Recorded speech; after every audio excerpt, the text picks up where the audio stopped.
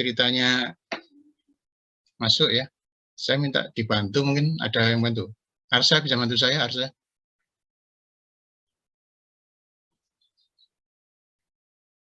Arsa? Arsa? Iya, Pak.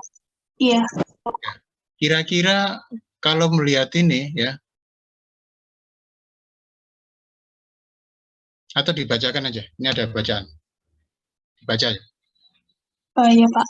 Setelah 5 tahun Bruno sakit-sakitan, banyak biaya yang dikeluarkan untuk berobat. Dibaca Sementara aja. Pablo, iya, Pak. Dibaca, ini dibaca. Iya. Setelah 5 tahun Bruno sakit-sakitan, banyak biaya yang dikeluarkan untuk berobat. Sementara Pablo telah selesai membuat saluran air dari sumber air di puncak bukit menuju ke desanya. Pablo kini tidak perlu lagi mengambil air dengan ember.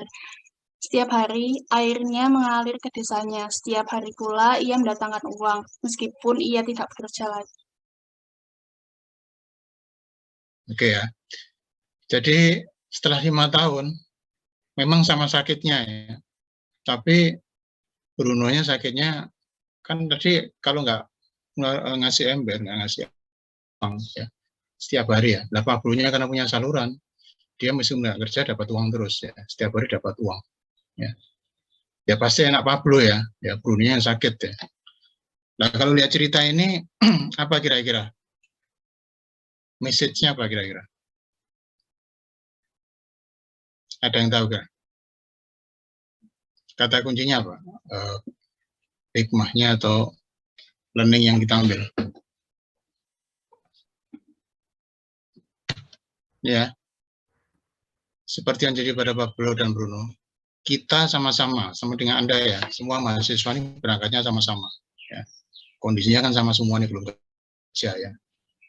Mungkin ada yang sudah kerja, cuman kondisinya sama, relatif sama, memiliki tujuan sama. Tapi kenapa mereka mungkin 5-10 tahun ke depan ya, cara yang berbeda mencapai tujuannya, maka hasil mereka peroleh pun tidak sama. Saya nggak tahu nanti 5-10 tahun depan dari Anda semua ya. Ini yang bedakan orang yang punya cita-cita dan menyiapkan sendiri mungkin dan yang tidak ya. Jadi kalau lihat cerita ini ya, Anda ingin jadi Bruno atau Pablo nih? Ingin udah yang penting saya kerja setiap hari ya. Atau yang Pablonya investasi dulu ya. Kemarin saya share di grup ya. Siapa yang cerita itu? Adiknya Tante Yahya ya, siapa namanya? Jadi masih muda, manfaatkan waktu sebanyak mungkin untuk kerja keras ya. Jadi kalau melihat ini, jadi kalau menurut Brooke Hedges ya, ini di bukunya ini, yang buku ini, dia bilang yang paling ideal membangun usaha untuk menghasilkan pendapatan adalah membangun aset ya. Seperti membangun saluran pipa tadi aset ya. Sehingga apa? Sehingga Anda saat waktunya nanti sudah sakit-sakitan, sudah waktunya umur ya, Anda tinggal duduk-duduk aja, uang datang sendiri. Ya. Jadi ini cerita mengenai siapapun ya, Anda meskipun jadi pekerja, nggak akan lepas nanti kalau Anda sudah pensiun, itu pasti akan mencari pendapatan yang Anda nggak perlu kerja. Nah, kalau nggak dibangun sejak awal, nah, nanti saat pensiun atau saat nggak kerja, atau saat sakit, atau apapun kita nggak tahu ya, nah, kita akan menderita. Ya. Karena banyak teman-teman yang lupa, aku nggak kepingin jadi pengusaha, aku pengen jadi, nggak apa-apa ya. Tapi mindset ini harus ada ya. Teman-teman saya yang sekarang lagi mau pensiun, ada yang pensiun, kebanyakan sudah ada yang nggak siap, ada yang siap. Ya. Yang nggak siap baru ngomong, iya, kok nggak ke disik, kok nggak mulai dulu nyiapkan. Gitu. Sekarang sudah lewat semua, uangnya sudah habis, ya, waktunya sudah habis. Jadi meskipun umur sudah tua, kerja terus, ya, karena nggak ada penghasilan. Ya kerjanya kerja yang kayak tadi, ember terus, ngambil ember terus, nggak kerja nggak dapat duit. Ya. Itu ya. Jadi pernah dengar namanya Robert Kiyosaki? Ya. Saya akan kenalkan orang ini ya. Ini kebetulan juga salah satu mentor lah atau saya nggak langsung ya. Jadi dia ini punya buku yang bagus yang jadi istilahnya inilah the best seller ya bukunya itu di dunia ya. Jadi there are only two things you can invest, time and money. Jadi Anda hanya dua yang bisa Anda investasi. Kalau Anda punya waktu dan uang, ya sudah, Anda bisa investasi apapun. Tapi yang penting dari itu apa? Waktu, ya. Karena waktu nggak bisa diambil lagi. Kalau uang masih bisa dicari, waktu nggak bisa dicari, hilang ya. Ini bukunya banyak ya. Saya akan coba sedikit share yang buku kedua. Ini pun masih mungkin bab 3 atau bab 2 ya. Masalah cash flow dia kuadran ya. Tidak semuanya ya. Bukunya banyak. Ini buku yang dia punya ya. Yang Rich Dad Poor Dad ini jadi booming ini waktu awal-awal ya. Bukunya bagus kalau Anda mau baca ya. Yang terakhir-terakhir ini bukunya dengan Donald Trump ya. Ini orangnya seorang inspirator, motivator ya, trainer. Dia mengenalkan yang istilahnya namanya tadi ya.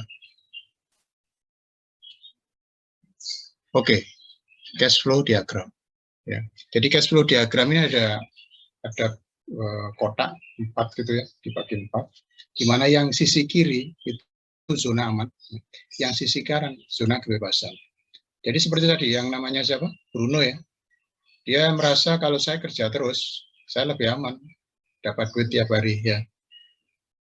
Tapi kalau yang kanan, itu orang yang mikir gimana saya nanti bebas, nggak perlu kerja tapi dapat uang. Ya. Jadi alasan keamanan mereka menurut mereka jika setiap bulan menerima penghasilan akan aman. Padahal kalau di PHK sakit gimana? Hilang ya. Apalagi sekarang musim outsource ya. Outsource itu bayarannya kan melihat produk ya. Saya pernah cerita ya, waktu saya jadi kepala QC sempat super mandor saya itu sempat dikejar-kejar. Kenapa? Karena yang dibayar itu barang yang oke, ya. Barang yang sudah dipas oleh QC. Nah, kalau barangnya banyak yang di-reject, nggak dapat bayaran dia. Ya. Sama dengan itu, apalagi nggak masuk, ya, nggak akan dapat. Ya. Seolah-olah seperti itu. Tapi kalau alasan kebebasan, mereka memiliki kebebasan. Ya. Berusaha untuk mendapatkan penghasilan berapapun. Ya. Kalau saya maksimal, semuanya akan saya dapat. Tapi kalau di perusahaan saya maksimal, ya dibagi-bagi dengan perusahaan. Ya. Ini bukan berarti Anda harus kerja yang kayak siapa tadi Pablo ya. Enggak, saya nggak minta Anda harus jadi Pablo, enggak. Monggo pilihan di Anda ya. Anda bisa Bruno juga baik, Pablo juga baik. Tapi ada sisi yang kalau Anda salah milih, nanti saatnya Anda akan kesulitan ya. Jadi logika berpikir aja ya. Jadi ada orang yang tidak berani ambil risiko, ada orang yang berani ambil risiko. Ya. Dan kebanyakan orang sukses, orang pengusaha siapapun, ya pasti yang berani ambil risiko. Ya. Kalau nggak mau berani ambil risiko, ya mana-mana saja. Ya. Gimana caranya saya aman? Ya sudah, semakin aman, semakin kecil risiko, ya dapatnya semakin sedikit. Oke, saya jelaskan yang sebelah kiri dulu. Anda bekerja untuk orang lain. Ini employee. Ya. Jadi Anda bekerja untuk orang lain. Jadi kalau Anda bekerja di PT mana Astra atau mana, Anda kan digaji orang lain, itu Anda statusnya adalah employee. Ya. Tapi kalau yang S, ya, Anda pemilik pekerjaan, self owner, nanti di belakangnya singkatannya. Jadi Anda punya pekerjaan sendiri, tapi pekerjaan ya, Anda jadi apa? Kira-kira yang pemilik pekerjaan itu apa? Arsitek, ya, konsultan, ya, seperti saya ya. Terus apa lagi? Lawyer, ya, dokter, psikolog. Tapi tetap kalau dia nggak kerja, dia nggak dapat duit. Ya. Betul ya. Jadi kalau praktek dokter, oke, saya hanya mengandalkan praktek dokter di rumah atau konsultan seperti saya. Tapi saat musim pandemi, wah perusahaan lagi ditutup, nggak boleh masuk semuanya. Ya. Order-order, akhirnya apa? Ya udah ordernya nggak ada, nggak dapat duit. Ya, nggak dapat duit. Stop kalau nggak kerja nggak ada. Sama ini kalau sakit nggak dapat duit, ini sakit nggak dapat duit ya. Jadi yang sebelah kiri ini kelihatan zona keamanan, zona aman, tapi suatu saat malah bisa membahayakan Anda ya. Nah sekarang saya ke kanan ya, ke kanan ini B ya, business owner. Anda memiliki bisnis dengan sistem, orang bekerja untuk Anda, jadi ada orang yang bekerja untuk Anda ya. Ini B, business owner, zona kebebasan. Jadi Anda bebas untuk mencari penghasilan berapapun yang Anda inginkan, setiap bulan dapat berapa. Ini bebas di sini. Ya, kalau yang di kiri nggak bisa, ya tergantung dari perusahaan, tergantung dari Anda sendiri. Nah, yang sebelah bawah, uang bekerja untuk Anda. Ada yang tahu ini apa kira-kira? Singkatan dari apa ini? Investasi mungkin. Ya, investor ya, betul. Investor ya. Jadi kalau yang ini employee, jadi Anda kalau membuat CV interview ya, itu statusnya sebelah kiri ya. Kemarin kan latihan buat CV interview, itu Anda di employee ya. Di C, di E ya, kuadran 1. Kalau yang di sini adalah bekerja sendiri, profesional ya. Kalau Anda mungkin nanti ada teman Anda yang jadi konsultan ya di Instagram itu. Nah, ini saya bekerja sendiri, profesional. Tapi kalau dia kelompok dan ada PT-nya atau CV dan sebagainya, kayak perusahaan, ya dia masih employee di sana. Ya. Kalau yang ini apa? Business owner, pengusaha. Ya. Pengusaha.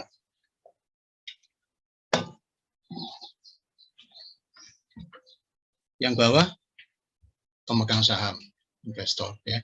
Jadi kalau yang di sini gerakannya itu gimana?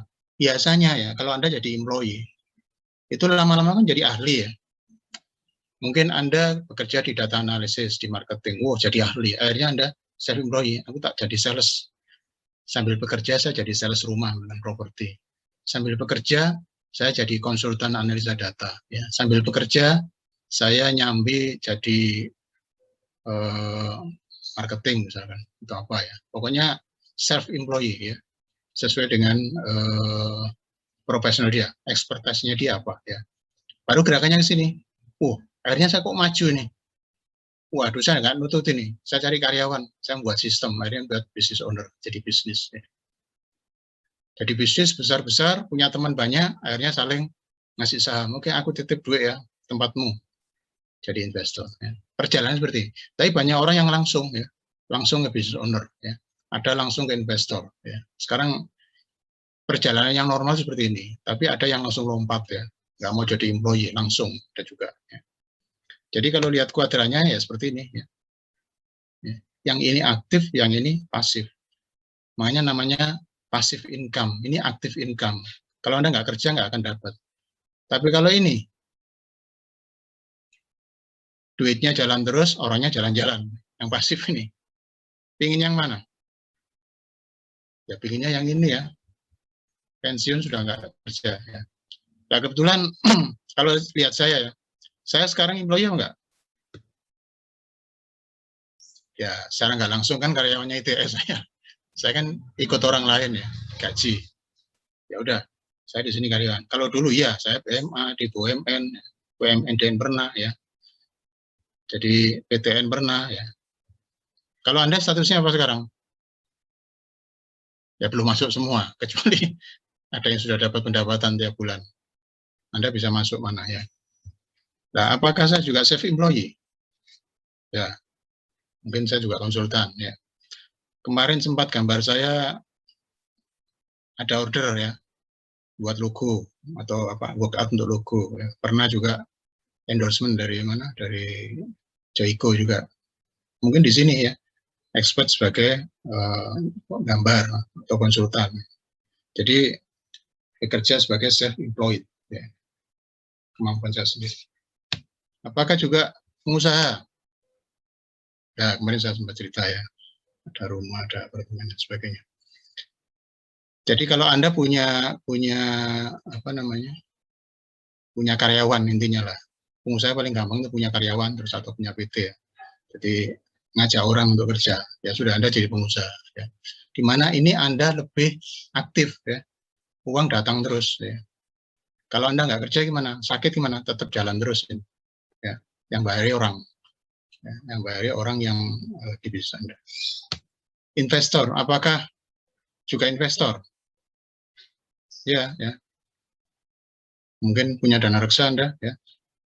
Saya juga ada di Bali lah ya, di hotel terus ada apa dan sebagainya. Banyak di properti ya. Nah, kalau Anda tahu ini, ya, tinggal Anda rancang itu, ya. Sekarang Anda umur berapa? 5 tahun lagi saya harus jadi apa? 10 tahun lagi, paling enggak Anda nanti pensiun, umur 50-an, jangan sampai pensiun ya. Saya dulu punya cita-cita tuh 40-45 sudah passive income, sudah pensiun dini. Mempensiunkan dini sudah. nggak kerja. Sudah kerja di rumah aja, nggak tahu kerja apa ya. Yang lain passive income. Ya. Coba di sini ya.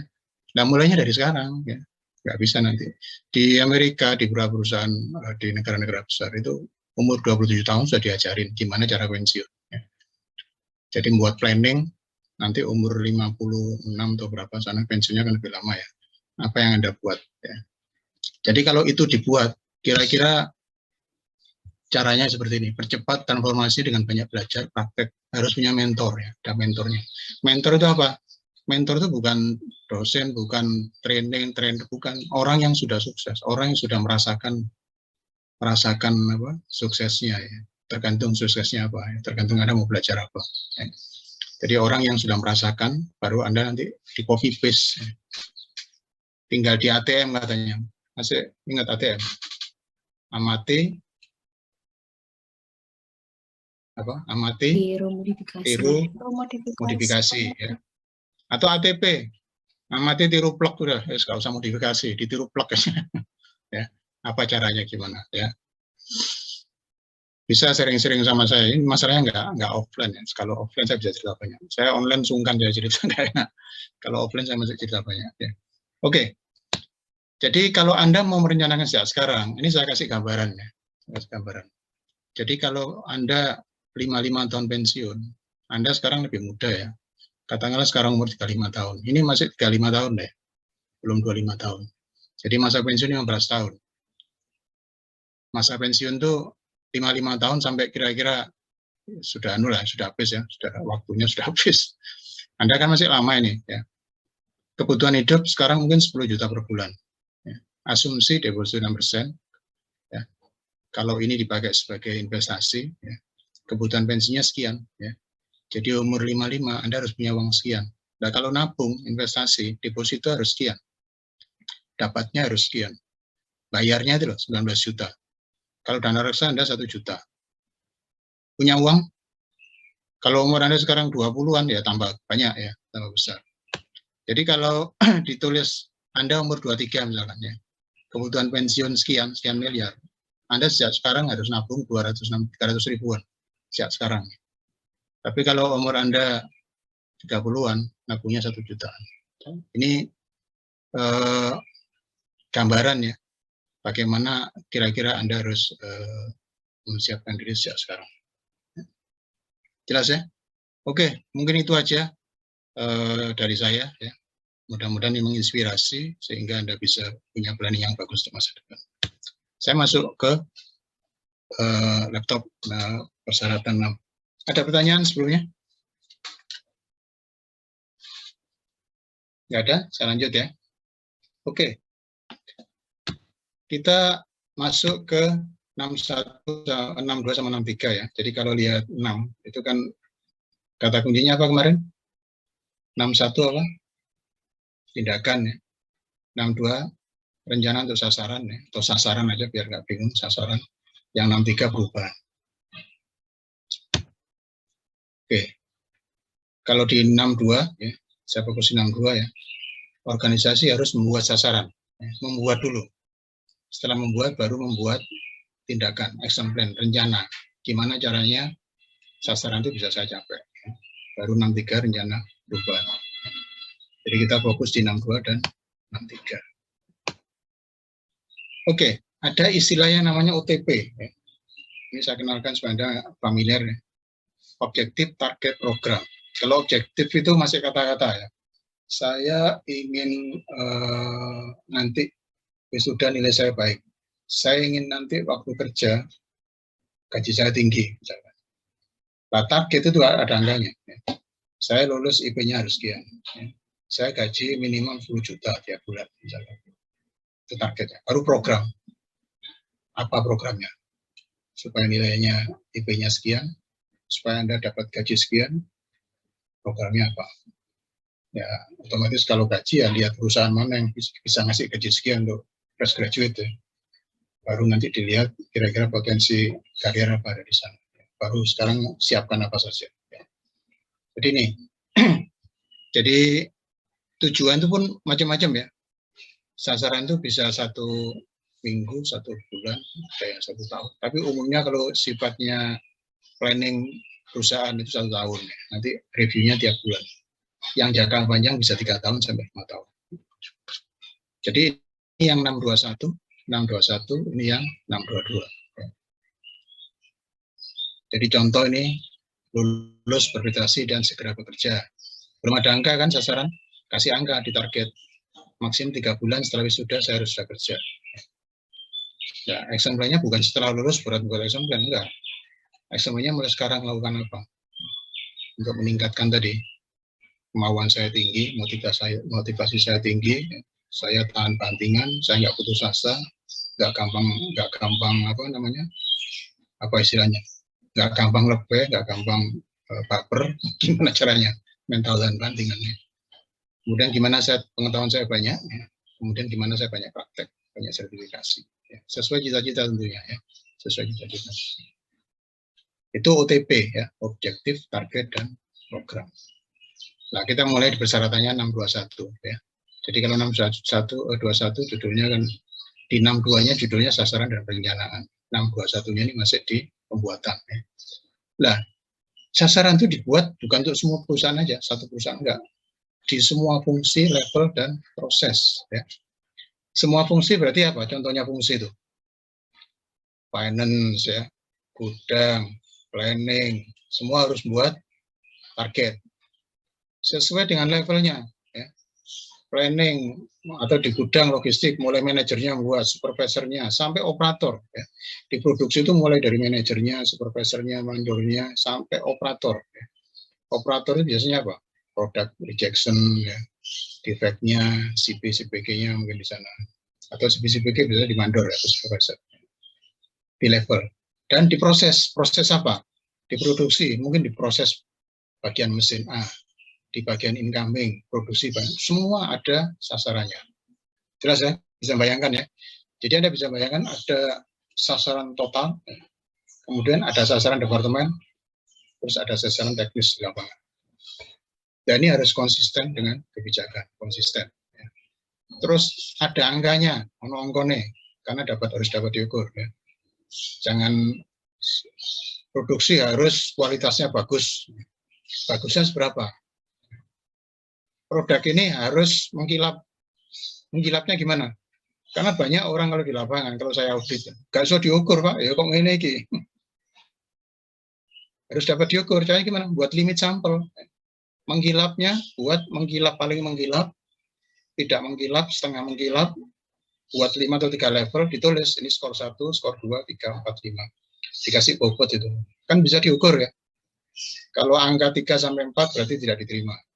Itu dapat diukur ya. Kemudian memperhitungkan persyaratan berlaku ya. Jadi aturan-aturan SNI dan sebagainya harus diperhitungkan. Relevan dengan kesesuaian produk dan jasa. Jadi harus sesuai dengan spesifikasi sama pelanggan minta apa. Jangan sampai membuat sasaran A, tapi pelanggan nggak minta itu. Pelanggan minta sepedanya itu harus tahan, bahannya harus tahan bantingan. Lewat manapun nggak gampang meletus misalkan, kuat. Tapi di produksi tidak ada sasaran untuk itu. Nggak pernah dicek bahannya kuat apa enggak. Nah ini menyalahi D. Ya. Auditor bisa lihat nanti persyaratan dengan pelanggan apa, dicek di lapangan apa yang diukur. Kemudian harus dipantau, ya. Dipantau itu berarti apa? Direview ya. Oke, target Anda setahun 100, Januari berapa sekarang? Februari, terus dipantau ya. Terus dikomunikasikan, itu diinfokan, dibuat KPI board ya, atau performance board gitu, entah di komputer, entah di papan, terus diperbarui, diupdate terus itu datanya. Dan itu dipelihara. Ya. Kalau memelihara berarti apa nih? Memelihara, bukan menyimpan ya. Kalau memelihara berarti apa? Sasaran mutunya harus ada, tertulis, bisa direvisi. Ya. Jelas ya? Itu 621. Coba saya mau tanya,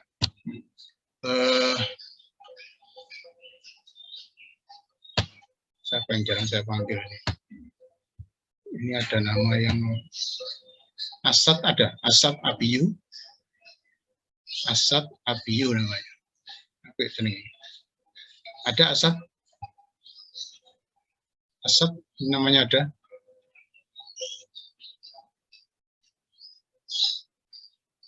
Nggak ada. Oke.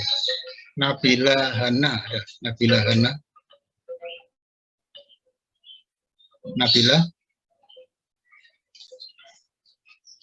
Nabila Hana Rilo Bestari. Ini kalau online ya gini nih. Kelihatan orangnya. Sapira ada, Sapira Azizah. Ada, Pak. Ada. Oh, ini orangnya ada. Sapira, ini kalau Anda lihat ya, garis-garis ini lurus Pak enggak? Tidak, Pak. Tidak ya? Iya. Tidak lurus ya. Cara buktikannya gimana? Kok tidak? Dari putih sama hitamnya, kotak-kotaknya nggak lurus gitu. Miring ya? Iya. Kalau di kelas ya, kalau saya lagi offline, saya kasih penggaris. Saya minta ngukur kanan sama kiri. Coba kamu ukur sama, kamu kalau bawa pensil atau pulpen, kamu pakai laptop ya, coba ukur kanan kiri sama apa enggak jaraknya. Kanan, kiri, tengah. Antara kotak 1, kotak 2, kotak 3 sampai ke atas itu kira-kira sama apa enggak jaraknya? Kira-kira sama, Pak. Sama ya? Iya. Tengah, kanan, kiri sama semua. Kalau Iya. sama berarti apa? Lurus. Lurus ya. Ini lurus ini. Ini garisnya sejajar. Tapi menipu ya, betul ya? Iya, Pak. Apa maknanya ya? Ini kalau teman-teman, kalau saya lagi offline, itu saya demokan tuh ya, langsung saya ukur. Masih nggak percaya, ya udah saya minta maju, diukur lagi. Ya lurus memang. Ini sejajar semua. Artinya apa ya? Artinya Anda kalau ditanya orang apapun, kalau ditanya harus diukur, harus terukur. Ya. Kalau Anda misalkan bilang Pak lurus, buktinya apa? Ya, kalau nggak ada bukti, Anda akan diragukan. Tapi kalau saya membuat bukti laporan dari ini, 1, garis kiri ya, garis paling bawah nomor 1, kiri 5 cm, tengah 5 cm, atas 5 cm. Garis 2, terus sampai garis atas 5 cm. Kesimpulannya garis ini lurus. Yang membantah siapa? Tidak ada yang berani ya. Karena memang sudah ada datanya, ada angkanya. Sampai bilang, aku masuk diantemi nggak apa-apa. Taruhan. Karena dia sudah yakin. Nah, kenapa? Ya, apalagi ada orang statistik ya. Semua harus ada data, ya, ada angkanya. Buat laporan apapun ada angkanya. Sama dengan persyaratan ini ya, harus terukur. Sasaran apapun harus ada angkanya. Ya. Apakah itu angka yang sifatnya variabel atau yang sifatnya atribut ya, yang pakai skala itu. Pokoknya ada angkanya. Bisa dibandingkan. Apakah ada perbaikan, apakah ada improvement sebelum dan sesudahnya. Kalau nggak ada angka, nggak bisa dibandingkan. Ya. Jelas ya? Oke. Jadi karena tadi salah satu persyaratan sasaran adalah harus ngikutin kebijakan. Saya kalau audit, saya baca dulu kebijakannya. Kalau kebijakan bilang menggaransi kepuasan klien pelanggan, saya tanya, targetnya apa? Kepuasan pelanggan. Kepuasan pelanggan, indikatornya apa? Questionnaire sama survei. Berapa bulan sekali? Itu ya. Income service quality continuously. Income improve service quality. Jadi kualitas mutu pelayanannya ditingkatkan terus. Objektifnya apa? Sasarannya apa? Dan nanti baru kalau sudah ada sasaran ini, nanti dilihat targetnya apa di belakang ini. Ada angkanya, 80%, 50%. Ini ada daftar yang lain, ada annual report ya. Kalau ditulis di sini kepanjangan, nggak bisa. Jadi ada laporan yang lain, ada dokumen lain yang bisa dilihat. Jelas ya? Jadi kalau Anda melihat kebijakan, mau ngaudit sasaran atau objektif dari perusahaan, lihat kebijakannya dulu. Ya. Tapi kebijakannya dilihat dulu, sudah benar apa enggak. Kalau sudah benar, nanti baru dilihat. Dan sering saya kalau ngaudit kebijakan itu sangat ideal. Wah, kesannya itu perusahaan itu hebat ya. Kita harus punya, perusahaan akan membuat customer senyaman mungkin, sepuas mungkin. Kita ingin buat apa yang kita lakukan di sini adalah memuaskan semua pelanggan. Itu ditanya semua, memuaskan pelanggan itu gimana? Ya. Yang dikatakan bahwa Anda adalah perusahaan yang nomor 1, itu sudah tahu kan nggak perusahaan nomor 1 sekarang itu siapa? Terus kalau sudah tahu siapa, kira-kira apa yang dipelajari di sana? Apa improvementnya? Jadi sumbernya dari kebijakan. Yang Anda harus tahu, itu sasaran ada 2 macam ya. Ada leading, ada lagging. Ya. Kalau lagging itu sudah jadi, ketinggalan sudah. Ya. Kalau saya mau improvement, sudah kadung jadi, sudah ketinggalan. Kalau mendahului, ini kita harus perbaiki dulu. Masih ingat konsep quality yang lama sama yang baru ya? Yang lama itu sama lagging. Hanya untuk memastikan manajemen mutunya bagus, Anda cek produk jadi. Dengan hanya melihat produk jadi, bisa apa nggak membuat manajemen mutunya bagus? Bisa, tapi terlambat. Kalau sudah jelek gimana? Kalau produknya dicek jelek, reject semua, otomatis produksi yang berjalan kan jelek semua itu. Sudah ketinggalan. Tapi kalau leading, ngeceknya semakin konsep baru ya, konsep baru. Di depan QC-nya, incoming-nya dicek di sana. Ya, di proses leading-nya dicek. Nih ya. Jadi lebih preventif, lebih ke risikonya. Kalau di sini lebih ke recovery-nya, sudah ketinggalan, sudah kadung barangnya jadi. Ya. Ini lebih ke outcome, pas, sudah jadi, sudah nggak bisa diapa-apain sudah. Jelas ya, ini contohnya misalkan jumlah komplain di pelanggan ramai di Jawa Pos. Ya sudah, mau apa?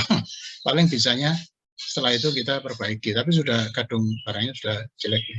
Dan lagging ini biasanya membutuhkan biaya banyak, ya, karena ketinggalan. Defect produk, ya, persen keterlambatan pengiriman, sudah kadung jadi, ya, sudah ketinggalan, ini lagging. Tapi kalau leading, skor CPCPG diproses. Kalau ada masalah, barangnya belum sampai keluar, barangnya belum sampai di customer, sudah diperbaiki dulu. Incoming-nya, materialnya belum masuk, sudah diketemukan masalah dulu. Barangnya nggak sampai terlanjur keluar. Product repair, ya, destruction, penganjuran, diproduksi maksudnya ini. Jelas ya?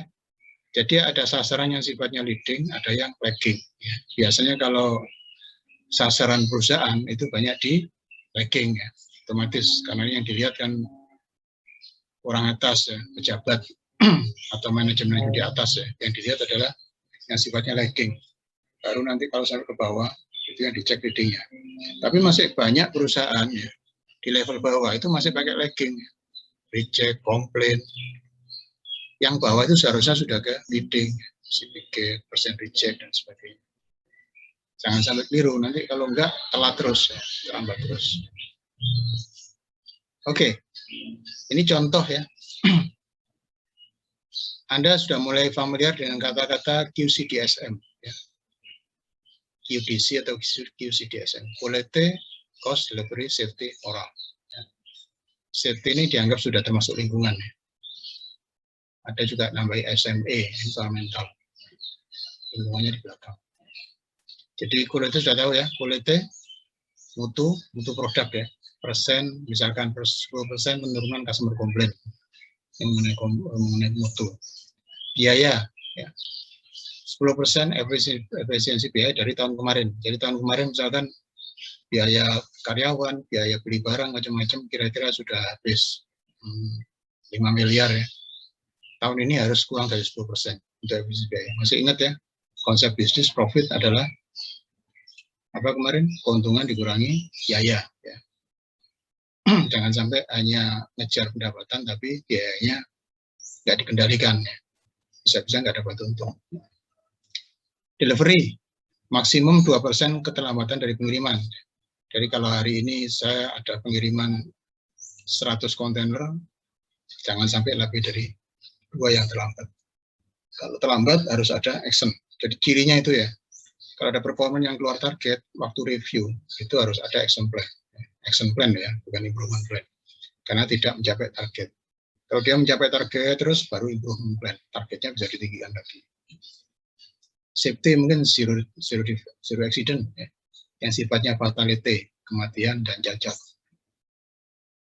Moral ini ke orang ya, 10% engagement score. Engagement score sama dengan tadi, NPS tapi untuk karyawan.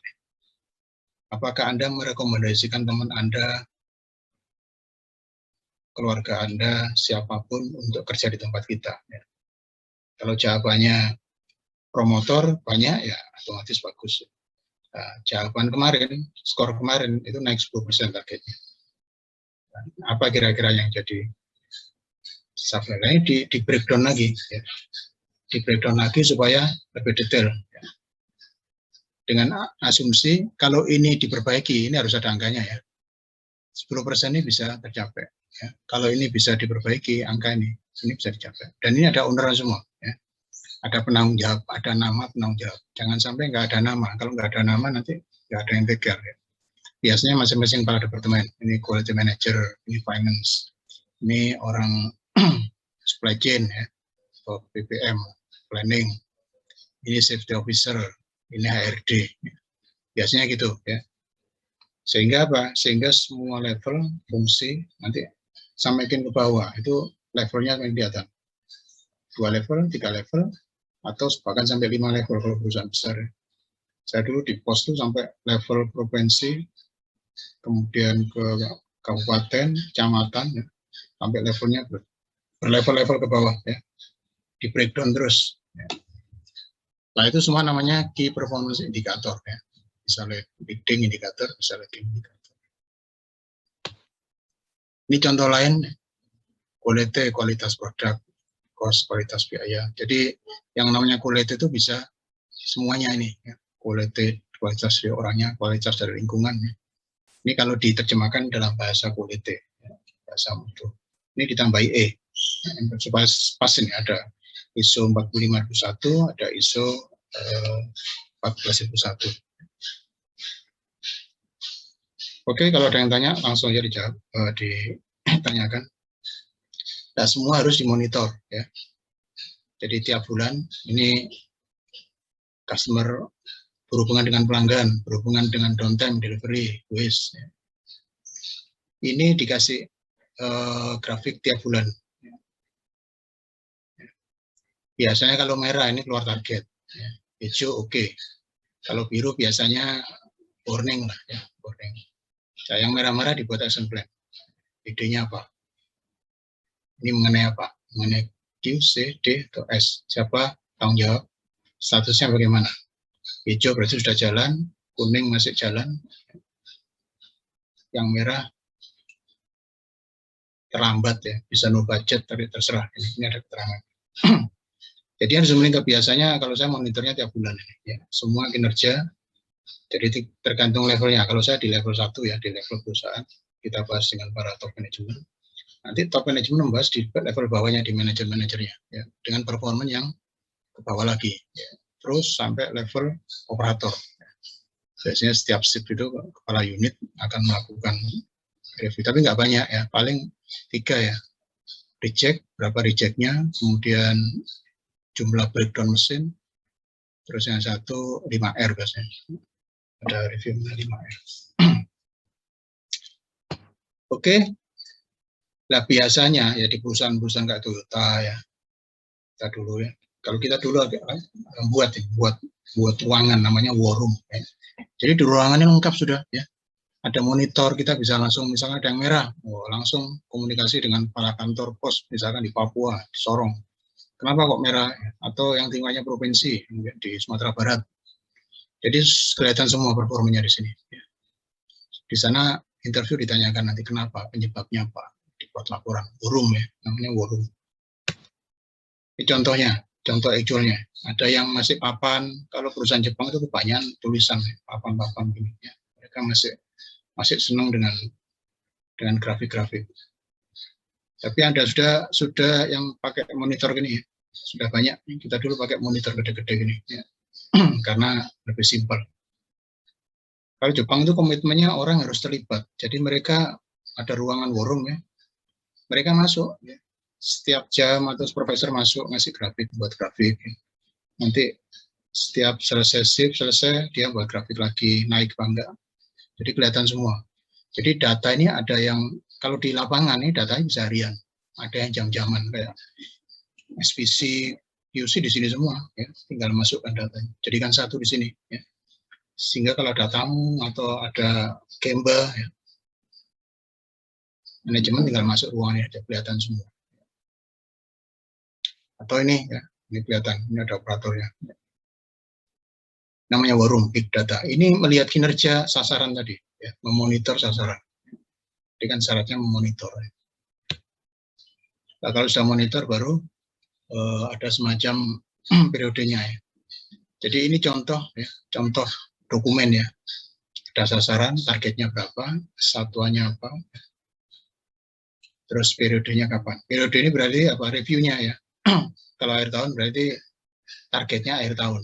Per semester berarti targetnya setiap 6 bulan.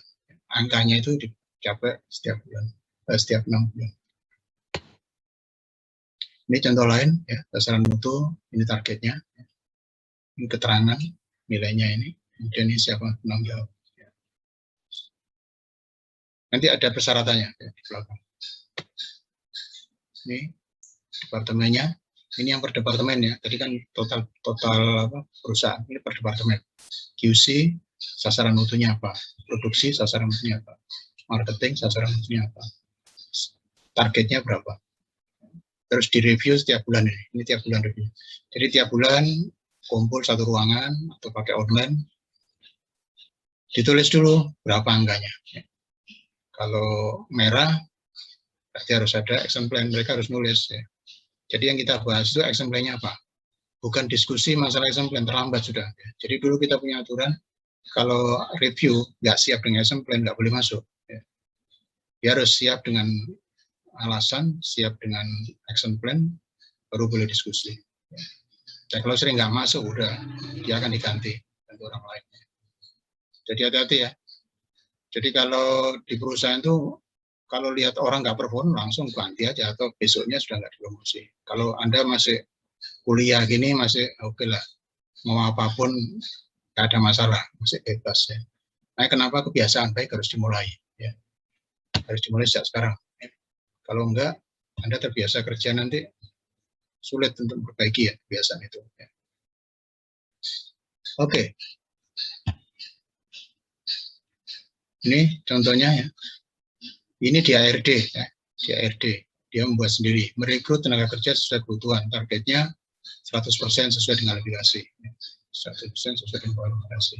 Jadi jangan sampai dia merekrut tenaga kerja, terus diberikan ke yang minta, misalkan pihak produksi, ternyata 3 bulan produksi komplain. Ini orangnya nggak bisa apa-apa. Orangnya malas menceritakan. Wah, ini ARD berarti nggak sesuai target. Ya. Itu akan ditulis di sana. Ya. Makanya mereka akan, waktu interview terutama, kan hati-hati bener. Ya. Bener apa enggak? Makanya ada tes DIS itu, ya, tes psikologi dan sebagainya. Itu, karena kalau secara sekilas nggak kelihatan. Nah, tes DIS dan sebagainya itu akan lihat dari kebiasaan Anda. Ya. Kebiasaan Anda akan di memori, lah memori itu akan diterjemahkan dalam bentuk psikologi, psikotes. Ya. Kalau Anda kebiasaan Anda positif akan kelihatan di sana. Kalau negatif kelihatan di sana. Bisa aja dicoba-coba, ya, bisa. Tapi kelihatan nggak konsistennya, kelihatan nanti. Karena pertanyaannya banyak. Ya. Kalau nggak konsisten pasti nggak akan diterima. Ya. Konsistensi jawaban itu akan dilihat. Ya. Oke. 61 ada 621 ada pertanyaan khusus mengenai sasaran, ya. Sasaran dan target. Ya udah, ya. Saya lanjut 622. Ya. Nah, waktu kita melakukan tindakan terhadap sasaran program, ya. Jadi kita harus merencanakan atau harus punya program bagaimana caranya sasaran yang sudah dibuat perusahaan itu harus dicapai, bisa dicapai sesuai dengan waktunya, ya. Ada yang target bulanan, ada yang semesteran, ada yang tahunan, ya. Harus bisa dicapai. Nah, untuk membuat program itu ada persyaratannya, ya. Harus ada apanya, apa yang dilakukan. Terus ada sumber daya, ya. Sumber dayanya kemarin sumber daya nanti, ya, di klausa 7, ya. orangnya bagaimana, kompetensinya, ya, mesinnya, tergantung dari apanya nih, sumber daya apa yang diperlukan di sini. Ya. Terus siapa yang tanggung jawab? Jangan sampai nggak ada kolomnya, nggak jelas tanggung jawabnya. Ya. Kadang-kadang siapa ini ditulis departemen, nggak apa-apa sih. Yang tanggung jawab departemen HRD, atau yang tanggung jawab adalah bagian produksi. Kalau saya terbiasa dengan nama, ya, nama. Produksi siapa? Ini ketua manajernya, supervisornya. Karena kalau sudah nama itu kelihatan siapanya. Dan orang akan lebih bertanggung jawab kalau namanya ditulis di situ. Ya. Tapi kalau produksi, nah itu biasanya saling jaga, no ya. kurang membentuk tanggung jawab. Jadi pakai nama. Ya. Makanya kenapa terbiasa dengan inisial ya. Kalau saya MDP ya, di mana-mana MDP udah. Kalau Anda Pak Joko nggak ngerti. Tapi kalau Anda ngomong orang Philips yang mantan Philips atau orang MDP udah tahu semua. MDP sudah tahu. Kapan akan selesai ini harus jelas juga ya targetnya. Target apanya ini ya. Kapan dilakukan? Nah, kalau apanya sudah dilakukan ya sesuai dengan waktunya sudah selesai, hasilnya bagaimana? Ya, apakah targetnya sudah bisa dicapai? Tentunya perlu waktu ya. Jadi kalau bulanan, oke. Bulan kemarin bulan Agustus nggak tercapai, oke saya lakukan cek, saya lakukan evaluasi, oke assembly-nya ini. Nanti kita lihat bulan September hasilnya bagaimana. Oh sudah oke Pak, sudah sesuai target, oke berarti efektif, kita close sudah. Tapi ternyata loh masih merah ini, berarti harus ada improvement lagi, itu yang namanya continuous improvement. Gimana caranya? Meskipun masih tindakan koreksi ya, karena masih ada gap. Tapi continuenya masih ada. Untuk mencapai target yang belum tercapai bagaimana. Terus diputar terus. Dan muternya itu jangan sampai nunggu bulan berikutnya, terlambat nanti ya. Kalau sasarannya itu penting ya, dan gapnya besar, kalau Anda tunda-tunda, itu nanti dampaknya bisa kemana-mana. Misalkan target mengenai customer complaint atau target mengenai defect, ternyata defectnya defect kritis ini. TV dicek nggak nyala, nggak ada bunyinya misalkan, sekian persen. Assembly-nya ini, lah TV yang produksi gimana itu? Ya tergantung ya. Ada yang sifatnya tadi recovery, jadi kalau kritis ya stop dulu. Kalau kita dulu kritis harus stop dulu sampai masalahnya ditemukan penyebabnya, baru action plan. Tapi kalau nggak kritis, biasanya di reinspection atau dicek ulang, kemudian yang jelek diperbaiki. Ya. Jadi sudah diantisipasi, ini bakal ada masalah. Pak, barangnya sudah terlanjur, kita informasikan ke customer service. Customer service nanti ada masalah ini ya, hati-hati kalau ada komplain, bisa kasih spare part, tolong diperbaiki. Ya. Tapi kalau masanya sudah runyam, sudah kritis, dan sudah keluar, nah, biasanya ada penarikan.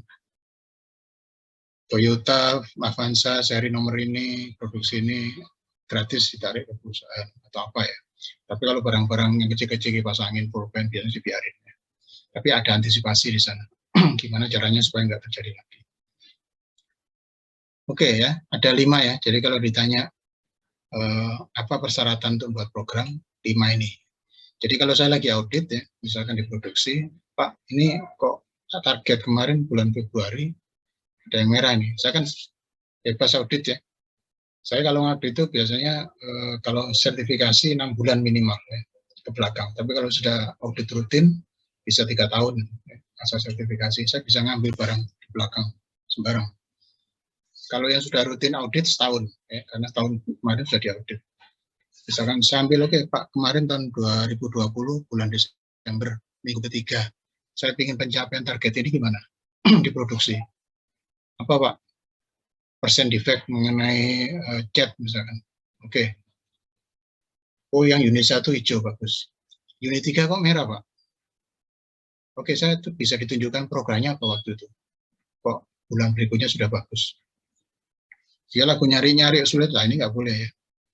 Karena nanti ada persyaratan penyimpanan ya. Penyimpanan dokumen harus ada itu mengenai action plan. Dan itu akan jadi temuan ya, kalau nggak ditemukan. Kalau ditemukannya telat, bisa catatan. Nah, kalau ditemukan, ini Pak ada Pak, nah itu biasanya sudah terkomputerisasi, tinggal klik ini Pak, klik ini. Sekarang sudah zamannya gitu ya, langsung kelihatan exemplenya apa. Ini hanya untuk memastikan apa, sistemnya jalan enggak. Jangan-jangan dulu itu pokoknya langsung diperbaiki tanpa ada analisa. Karena persyaratan ISO kan ada itu ya, kalau ada masalah harus dianalisa dan sebagainya. Ini contoh ya. Jadi ini nama sasarannya ya, yang sama dengan tadi ya. Ini urainya apa, KPI-nya apa, angkanya sebuah apartemen, terus berikutnya apa, periodenya ini ya. Ini masih belum ngomong sasaran. Ini daftar sasarannya ya. Dan ini ngomong tindak lanjutnya. Jadi deskripsinya tidak sesuai itu dijelaskan di sini. Tindakannya apa? Siapa tanggung jawab? Kapan selesai? Terus tiap ini setelah Januari kan Februari dicek sudah jalan selesai enggak. Februari berarti Maret dicek sudah selesai belum. Ini juga sebelum perbaikan sudah perbaikan bagaimana. Jadi ada evaluasinya ya. Jadi kan persyaratannya harus ada evaluasi. Nah ini saya ceritakan yang ada di pos ya, di perusahaan yang kode yang levelnya sampai jumlahnya kantor posnya puluhan ribu ya. Jumlah pos-pos itu bisa 6.000 yang besar ya, pos-pos besar di kecamatan. Jadi kita dulu buat owner buat namanya target. Itu ada target quality ya, cost, kemudian delivery sama ini bisnis ya, bertenggerasi masalah bisnis ya. Ada ownernya semua ini ya. Bahkan ada co-owner karena yang atasnya orang-orang penting. Senior VP ya, senior vice president. Di sini ada namanya ya, ini direkturnya. Terus ada deputi direktur. Saya championnya ya, saya champion sebagai waktu itu kan saya semacam orang baru ya, semacam konsultan gitu, tapi jadikan karyawan. Kemudian ada saya punya admin di sini. Nah ini ada champion langsung sama saya, yang saya jadi kader ya, orang-orang yang saya kader. Nah ini top level, ini sub level. Ya. Jadi level di bawahnya ini apa saja. Supaya komplainnya bagus, ini kualitas bagus, ini harus bagus, komplainnya harus bagus. Ya. Saya nggak jelaskan istilah ya, istilah di sana ya, gagal antarnya bagus, ada targetnya, ada ownernya. Supaya cost-nya bagus, tiap regional, ada 11 regional, ini juga cost-nya harus bagus. Ini delivery ya. Di time proyek, di time retail, dan sebagainya ya.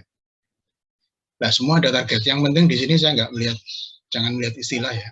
Ada penyusunan dari top level ya, fungsi sampai ke sub level.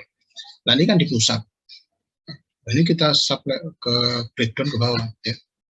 Kita breakdown ke bawah. Ini kan pusat ya. Di breakdown ke bawah, regional 1 sampai regional 11. Kemudian di headquarter juga di kantor pusat kita kasih target ya, komplain semua ya. Ini contoh aja ya, seharusnya semua ini contoh 3 ya, semua ini. Jadi Anda bayangkan betapa kalau nggak ada sistem, nggak ada database, betapa ribetnya ya, karena angka itu bisa tertukar. Jadi ada top key, sub level berikutnya ya, di regional. Ini nanti breakdown lagi ke bawah. Kalau di Jawa Timur mungkin di breakdown ke, misalkan Jawa Timur targetnya 10 miliar, di breakdown lagi ke di kota-kota. Ya. Surabaya 1 miliar, Pasuruan sekian juta, dibagi-bagi lagi. Ya. Nanti Pasuruan breakdown lagi ke kecamatan, ya. Kantor-kantor cabang. Jadi seperti ini, ya. UPT unit pelaksana teknis ya. Ini yang di regional breakdown lagi. Kepala kantor pos. Kalau di Jawa Timur misalkan ya, Jawa Timur regional 7. UPT Bangil, Pasuruan, Malang, Surabaya di breakdown lagi. Top equal di masing-masing UPT. Nah, performanya harus dimonitor. Kita membuat performance seperti ini. Ini top level, ini sub level. Tiap bulan kita sampaikan ke top management, dikasih warna. Ini merah, ini kuning, hijau. Kenapa merah? Yang merah ada 2. Yang kuning pun ada yang merah ya. Tidak harus kalau kuning hijau di sini, ini ada hijau, tapi ada yang merah di sini ya. Jadi semua performance ditunjukkan. Nah, setiap yang merah harus ada action plan-nya. Nah, waktu buat action plan, mereka kita workshop-kan ya, di level regional pusat, kita ajak workshop. Saya minta mereka buat Pareto. Ya. Di kota mana yang paling banyak komplain misalnya. Masalah apa yang paling banyak? Di Pareto berapa masalah yang menjadi 80%? Masalahnya apa? Itu kita ajarin seperti Pareto. Supaya apa? Supaya mengerucut ya. Yang kita tindak lanjut itu betul-betul masalah yang kecil tapi sedikit tapi jumlahnya gede. Ya. Masalahnya sedikit tapi jumlahnya gede. Ya, secara kumulatif. Ya, ini kelihatan di sini. Ini tiap regional. Ya. Ini top level nih, top level customer complaint. Ya. Ini yang quality, ya. Yang revenue, ini cost reduction. Ya. Nah ini yang regional. Regional misalkan di Jakarta atau di Jawa Tengah. Ya. Baru mereka setelah Pareto tadi, ya, mereka buat action plan. Saya ajarin mereka W paling gampang udah 5 W. Kenapa kok belum terima? Pak, belum diterima karena ininya truknya. Kenapa truknya kok terlambat? Karena truknya rusak. Kenapa rusak? Pada diperbaiki. Orangnya nggak masuk. Tulis di sini. Tulis semua itu. Ya. Minimum sampai 3 W lah ya. Nggak sampai 5 W. Jadi kalau sudah kelihatan W terakhir ini ditulis di sini. Root cause-nya apa? Ya.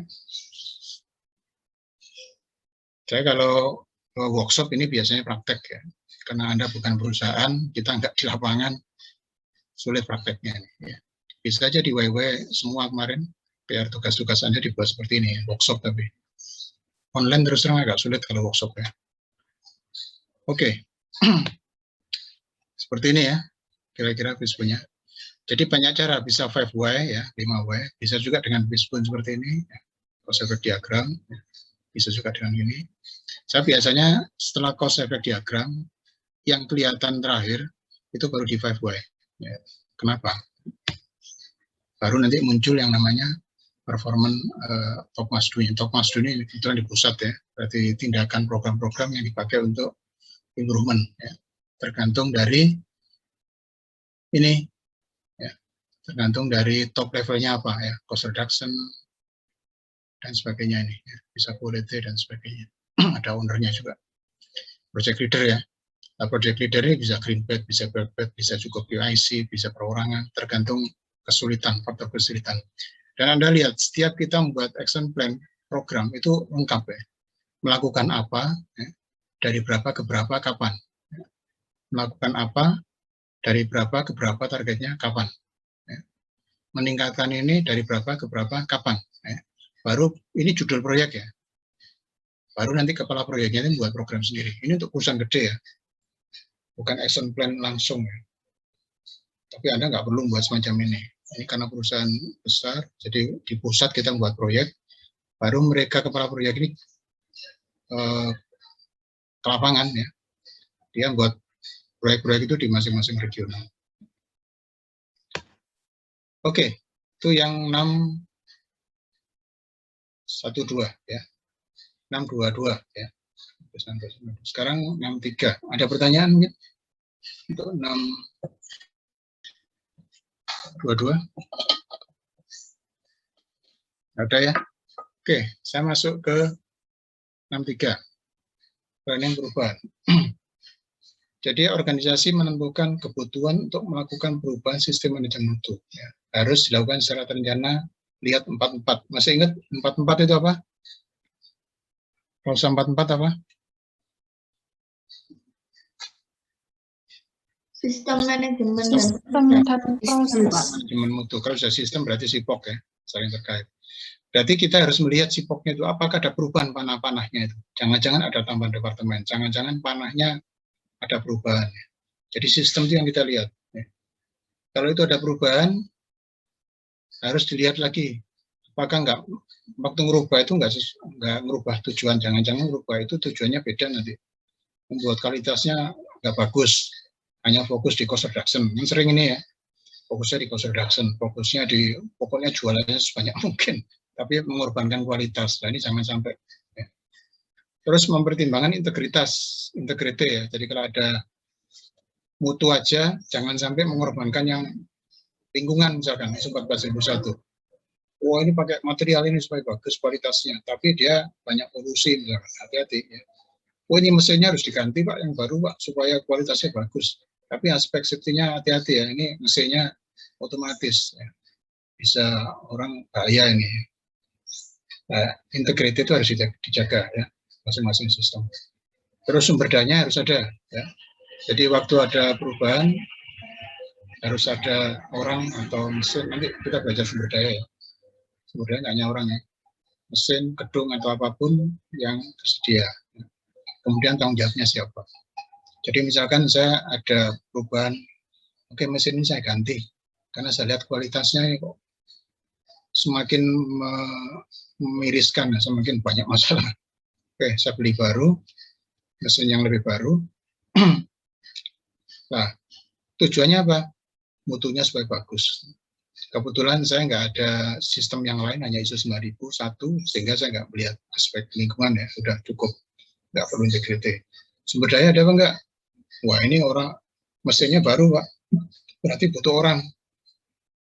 Oke, mana planning untuk mentrainingkan orang? Ini Pak, orangnya sudah ada, ini sudah training, mana sertifikatnya? Oke.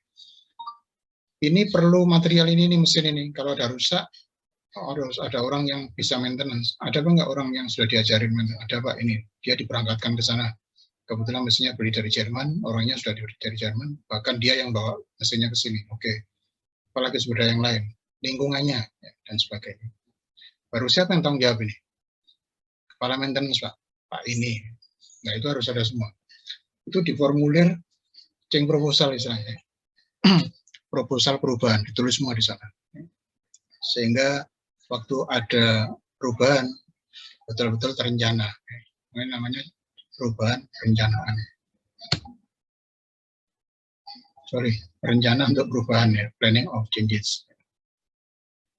If the plan doesn't work, change the plan but never the goal ya. Ini kasusnya ini kalau ada target sasaran. Jadi kalau saya punya planning untuk mencapai target, targetnya nggak tercapai, oke dibuat action plan, nggak tercapai lagi, frustasi terus. Udah targetnya dikurangin aja, nggak boleh ya. Harus ada evaluasi lagi. Nanti auditor akan menyelidiki itu. Kenapa kok targetnya dikurangi, kok diturunkan? Apakah waktu buat target dulu sudah dipertimbangkan dan sebagainya. Oke, dengan perubahan semua di bawah kendali ya, tidak sembarangan. Kalau enggak, wah ini bahaya ya. Dulu kita punya mesin buat lampu itu kayak tahu kompor ya, kompor gas ya. Itu kompor gas itu kan kalau Anda nyalakan jeglek gitu ya. Nah, mesin lampu, pabrik lampu itu kompor gasnya bisa ribuan. Satu mesin itu banyak sekali unsur apinya. Nah, orang kalau nggak biasa under kontrol ya, terus pokoknya senang rubah.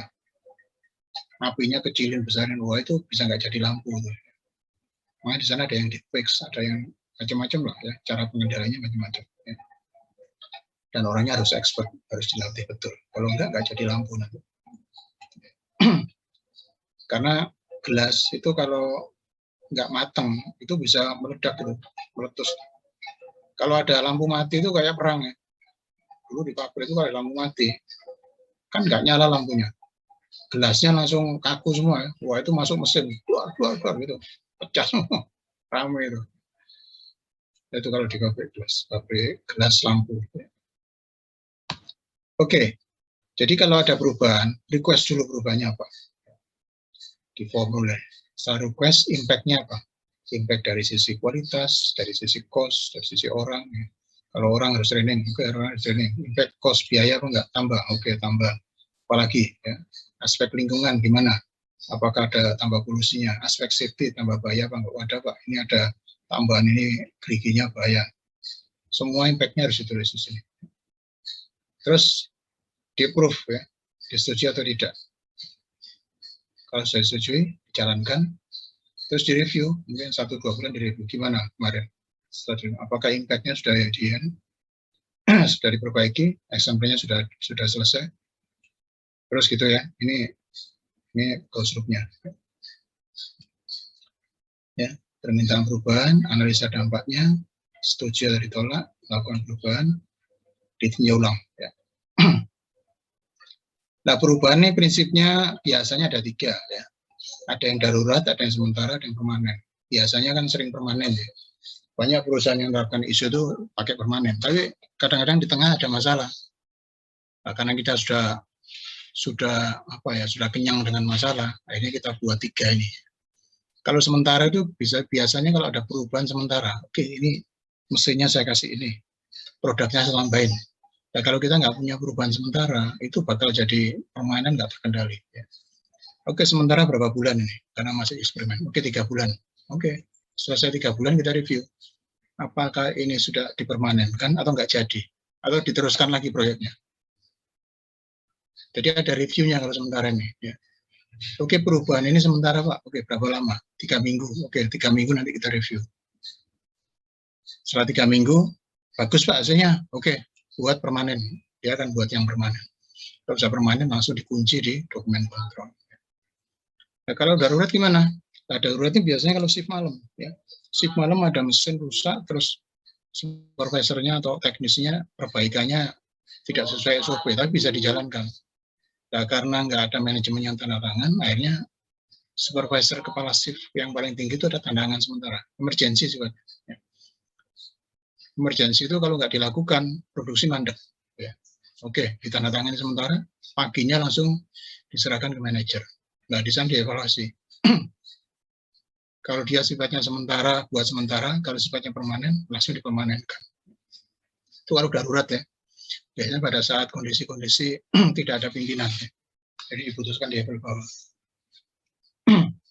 Ya, semua perubahannya akan direview, biasanya tiap 6 bulan oleh change committee. Ya. Jadi semua perubahan di statusnya dicek lagi, apakah sudah bagus. Jangan sampai ada perubahan yang nggak terkendali. Ini perusahaan yang sudah matang ya, perusahaan yang kompleks biasanya itu harus mendalam. Kalau yang biasanya nggak ada nih. Ini contoh formulirnya ya. Ya, tanggal, ini nama siapa maunya, NIK-nya siapa, ya, jenis dokumennya, bagian mana, penambahan isi, pengurangan isi, kan SOP ya. Sebelumnya apa, setelahnya apa. Ya. Ini contoh di safety. Ini contoh proposalnya apa. Yang penting itu ada tadi ya. Ada persyaratan tadi itu. Alasan tadi ya. Ini yang ada di Philip ya. Sasar yang punyanya Philip. Ini nama, ya. Ada dokumennya nomor ini. Dia termasuk prosedur. Tanggal sekian proposalnya, departemennya Product and Quality ya. Before tidak ada dokumen, ini dokumen baru. Ya. Alasannya ini. Nature-nya permanen, sifatnya major ya. Dokumen ini perubahannya major. Dokumen impact-nya biasanya tidak ada, cost impact tidak ada ya. Attachment nggak ada. Terus yang tanda tangan siapa? Juga kita tetapkan ya, siapa saja yang tanda tangan. Semakin tinggi dokumen, semua dilibatkan. Kalau departemen teknis diproduksi, berarti orang produksi aja. Nanti change committee ini yang tanda tangan. Biasanya saya di sini tanda tangan. Kemudian dirilis, kalau sudah rilis baru ini ada tanda tangan untuk rilis. Ya. Ini proses, yang ini produk, ya, production.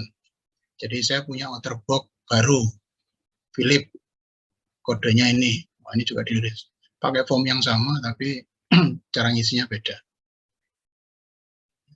Jadi ini ya, jadi nggak sekedar perubahan, tapi jangan kaget kalau Anda nanti masuk ke perusahaan yang sudah ISO, yang belum ISO, bahkan yang sudah ISO pun ini nggak ada catatan gitu aja di buku atau apa. Tapi harus di ISO harus terkendali seperti ini, harus terkendali semua ya, setiap perubahan. Di lapangan banyak ya yang sifatnya jangan kaget nanti kalau dibilang oh sudah ganti ini, ganti dokumen, yes, pokoknya ganti-ganti gitu. Apalagi yang nggak udah ISO, nggak ada sertifikasi. Umat nanti teman-teman yang sudah biasa ISO di Philip itu pindah ke perusahaan yang belum ISO. Frustasi itu ya. Maka dia punya kesempatan untuk meyakinkan manajemen untuk sertifikasi ISO. Dia jadi kepala proyek. Nah, biasanya saya diajak untuk kerjasama. Oke, ini kata-kata yang penting yang harus diingat ya. The only thing that doesn't change is change itself. Jadi yang tidak pernah berubah itu adalah ya perubahan itu sendiri ya. Jadi perubahan itu yang akan berubah terus. Not every change is improvement, but every improvement is change ya. Tidak semua perubahan itu peningkatan, betul ya. Saya ngerubah ini belum tentu membuat lebih baik ya. Tapi setiap perbaikan itu pasti ada perubahan. Nah, kalau Anda nggak ada perubahan ya pasti nggak ada perbaikan. Ya cek aja ya. Diri saya sudah berubah apa enggak. If you change nothing, nothing will change. Kalau Anda nggak melakukan perubahan, sejak sekarang tidak akan ada yang pernah berubah. Oke, saya akhiri dengan tugas ya. Tugasnya apa aja. Jadi Anda bebas membuat 5 sasaran. Mutu kan banyak ya, bisa mutu produk, bisa service, bisa mutu komplain macam-macam ya, bisa jumlah komplain. Mau cost monggo ya, biaya kalau mereka punya catatan biaya monggo. Safety terserah ya, mau dikasih monggo. Kecelakaan atau apa ya, terserah. Usahakan 5 ya, kalau nggak bisa 5 ya 3 lah ya. Jadi subjeknya apa? Masih ingat QCD CSM ya, quality, delivery, cost, safety sama moral ya. Tapi harus ada angkanya, jangan sampai Anda nulis tapi angkanya sulit. Pak, safety Pak, punya catatan nggak kecelakaan? Jangan-jangan nanti nggak ada, mulai sekarang ditulis, nggak apa-apa ya. Karena kalau ditulis, sekali ditulis harus ada reviewnya ya. Harus ada angkanya untuk jadikan histori. Sasarannya apa? Ini kata-kata, tujuan, ya. Biasanya kata kerja di depan, menurunkan, meningkatkan, mempercepat, ya. Kata kerja, apa, ya. Dan baru angka. Ya. Dan jangan lupa target ini dalam sebulan, saya menargetkan 10 juta rupiah harus dapat apa yang angka harian, bulanan.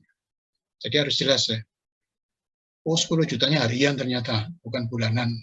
Nah, itu sering beberapa teman-teman sering salah kaprah ya. Kok enteng ini, cuma 10 juta tiap bulan, padahal itu harian atau mingguan. Tulis gitu. Tapi kalau sifatnya tahunan, nggak apa-apa, tulis aja setiap dalam 1 tahun ya. Jadi 20% waktu berkurang ini biasanya setahun. Efisiensi, kalau sudah, biasanya kalau kosong ini dalam setahun. Ya. Zero accident berarti kosong setahun. Terus programnya apa? Tulis programnya. Atau actionnya apa? Rencananya apa? Kalau diisukan rencana ya. Program, menjalankan program ini, melakukan ini. Kapan selesainya? Ini real ya, nanti diskusi dengan pemilik usaha ya, real. Pak, ayo Pak, kita buat program. Tapi tetapkan dulu targetnya dengan mereka. Ya. Targetnya apa? Biasanya subjek ini sesuaikan dengan data yang punya ya, kira-kira apa yang kurang. Misalkan data NPS bisa dipakai ya. NPS yang skornya rendah, detraktor itu, cari aja detraktornya, tanya apa kira-kira yang keluhan mereka, masukkan dalam sasarannya, apa yang kurang. Atau kemarin yang waktu kita review mengenai proses mana yang kurang bagus, yang di merah-merah itu yang signifikan ya, yang risikonya paling tinggi, masukkan sini. Ya. Sasarannya apa? Prosesnya harus lebih baik, defeknya harus bagus misalkan. Jadi sasaran itu coba lihat tempat proses yang kira-kira signifikan untuk improvement masalah politik. Ini evaluasi waste ya, termasuk kayak apa kemarin Six Sigma masuk di sini waste-nya ya. Tim Boots itu baru targetnya. Nah target itu bisa pakai week. Ada yang tahu ini artinya apa? Gini ya, sering orang ngasih target itu tanggal sekian bulan ini. Tanggal itu pengalaman kita terlalu lembut ya, terlalu kecil. Besok selesai, bingung ini. Waktu saya auditor ya, besok selesai programnya. Wah Pak, kok dadak gini ya? Karena harian ya. Atau oke, Agustus harus selesai. Agustus kan panjang itu. Soalnya kan bisa 31 Agustus. Wah, itu kadang-kadang juga dianggap yang paling ideal itu mingguan. Banyak perusahaan pakai istilah week. Week 4121, week 4221. Ada yang tahu ini? Artinya apa? Cari di Google ya. Ini contoh kalendernya. Jadi kalau week 13 tahun 21 berarti Maret minggu terakhir. Minggu ini yang ideal ya. Mas, minggu depan sudah selesai loh ya. Tolong siapkan. Ada waktu yang dia lakukan. Week 29, 21 berarti antara tanggal 15 sampai 24 harus selesai. Jadi pakai target week. Mulai belajar pakai target week ya. Week berapa? Jangan lupa tahunnya ya, tahun 21 ini weeknya berapa. Kalau Anda masuk di perusahaan-perusahaan yang multinasional ya, di Unilever, Toyota, itu biasa nih, pakai week ini sudah biasa. Kemudian siapa jawabnya? Kalau saran saya nama ya, jangan jabatan. Namanya siapa. Kemudian progresnya ini untuk review ya. Jadi kalau sudah ditetapkan, nanti minggu depan dicek sesuai dengan target, progresnya berapa. Jadi kalau di week 21, progresnya week 22 ini. Ya. Ini 10%, 5%. Seharusnya, week 20 ya. Seharusnya week 21 sudah 100% semua.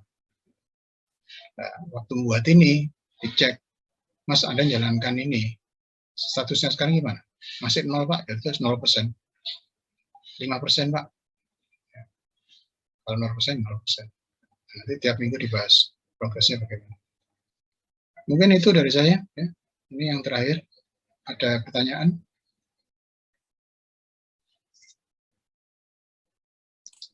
Saya mau bertanya, Pak. Silakan. Untuk yang progres itu berarti menetapkannya waktu dibuat ya, Pak? Yang ya progresnya hanya melihat programnya ini sudah selesai berapa persen. Jadi kalau waktu Anda membuat belum dilakukan, ya tulis 0%. Kan masih belum ya. Tapi waktu membuat dia sudah punya, wah saya sudah melakukan ini tapi belum selesai nih. Sudah saya masukkan jadi program aja. Masih 5%. Nggak apa-apa, ditulis saja. Tapi jangan, ini kan sudah 100%, saya tulis. Ya, itu bukan program. Jangan. Kalau Anda nanti waktu diaudit lah itu trik-triknya orang audit, nggak usah itu jelek gitu ya. Saya ngasih contoh jelek. Itu trik-trik gimana caranya supaya diaudit selamat. Tapi jangan ya. Nanti ada trik-triknya kalau audit supaya lulus gimana. Jadi sama saya aja. Jelas ya? Iya Pak, jelas Pak. Terima kasih. Monggo silakan yang lain yang belum jelas. Oke. Mas Ryan bisa ditutup? Boleh, Pak. Oke, terima kasih ya. Ini 18 peserta ya.